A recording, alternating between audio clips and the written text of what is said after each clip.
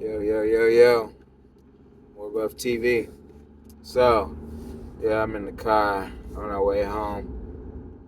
And so, just wanted to talk about the game that happened on Saturday. I wasn't able to get on here and talk about it. But if you follow the Buffs, if you've been following them since the beginning, like literally since the beginning, you would know, or I should say since the beginning of Prime, you would know that they worked hard. They've been working hard during the training camp, worked hard during the preseason. They just been working hard. And so at the end of the day, I just knew that they were going to be on the right track to do what needed to get done.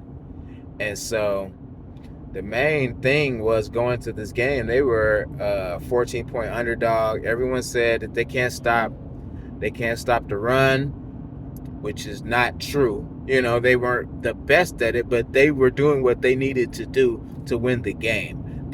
Most of the teams they played, South Dakota State or North Dakota State, they were a mainly a running team. That's what they like to do. And that's probably the best team that we probably played. People want to talk about their FCS team, but they're an FCS team that's been playing with each other for 5 or 6 years. Coaches know the kids. Coaches know the system. They know what's going on. So that was a very good team that we played. And then to go after that to go play Nebraska, a rivalry game of a team who knows us very well. It's not like they don't know that's not like they don't know us. They didn't know what we weren't good at and where we were good at. And they had the best defensive line in the nation. So, that's the second one. Then we have our third one. The third one is we go and play our other rivals. And we go on the road for that game. And we totally demolished them. So you should have knew, their team hadn't changed that much. They lost a few players, but their team hadn't changed to the point where they weren't able to be successful the same way they were the last year, because they were successful the last year because they took us all the way to double OT. So, and we weren't very good last year either. That was just a team that Prime put together. He put together, and he lost 30% of that team, and he put 30% back. That was what he needed. Prime even said that he was chasing, even with his coaching staff, he was chasing notoriety. He was chasing things that he shouldn't been chasing, 5 stars and different things like that. He was like, people, they have to be the right fit. That's basically what he was saying. They need to be the right fit for him, and for what he's trying to get done. So I believe he's got the right kids in there that he wants to get done. The ones who stayed are leaders on the team, and they're guiding these other young kids in. And they have to be mentally tough to deal with the situation in Colorado, because they're always in somebody's mouth, So, and that serves them not only for the NFL, but for life and period, because people always gonna have something to say about you. They are always gonna say you this and you that, and you are supposed to live in your confidence. You can't be like not self-confidence in yourself, or you're not gonna get anything done. It has to be that way. You have to do it that way. So at the end of the day, I feel like that's a good move. And so coming into just watching the well-off medias, just watching all the practices, watching like the training camp and the different things, that we knew what they had as far as the people that they had on the team. They had good players. They have good players. They have depth. That offensive line, the defensive line, the running backs, the tight end's a little shaky, but they know where they're good. The cornerbacks, like, we're a good cornerback team, good linebacking team. Like, we did a great job. We went in there. They ran the ball for 400 yards a game. They only ran for, 190? We ran for they ran for 175. They ran for 175. We ran for 129 off less attempts. So we did what we needed to do. Our defense showed up. They said we can't stop them. We stopped them. We did what needed to be done. We caused turnovers. We ran the ball. Y'all said we can't run the ball. We ran the ball. We didn't have Hayden. We got Hayden back. So now we got that 1-2 punch.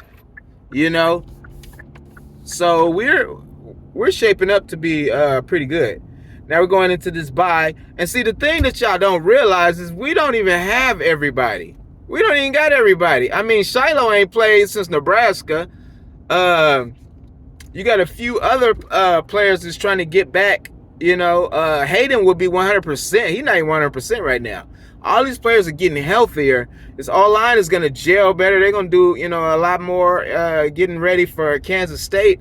And like I said, I believe we could beat anybody because Kansas State, they're going to want to run the ball with the quarterback also when they get a chance. But we've seen it. We've seen it. We got the coaches who've seen everything. Sapton's seen everything. Livingston has seen everything. Like, these people come from the NFL. They done seen it all, bro. So at the end of the day, yeah, not saying that we're going to play perfectly, but it's really up to the kids now. It's really up to the kids. They know, they have the proper coaching. They know exactly what to do. They just have to go out there, have confidence in themselves, which I believe they have more and more confidence now because of what's going on. I would be really confident because people had you as a 14-point underdog, and I love that money line. That's a good money line right there. So, and I'm sure they're going to be underdogs.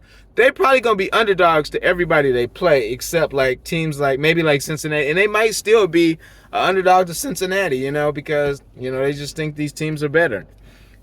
Or they just hate Prime, one or the other. But at the end of the day, what Prime is doing is good, and what Colorado is doing is good. It's good for the Big 12. So, like I heard a man say on a podcast the other day, or maybe earlier today, on the Big 12 podcast, is like, Deion is good for the Big 12, because if Deion is winning, everyone else is winning, because they need that. They need that attention. That's like having Nick Saban, in your conference. So, and he's like on speaking terms with Nick Saban and with Nick Saban's wife. She picked us to win. Nick Saban didn't.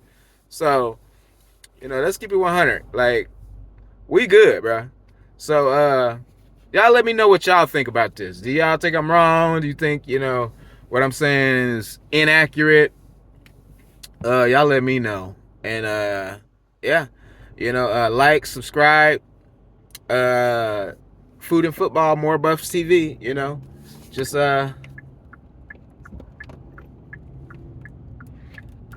Jesus, what is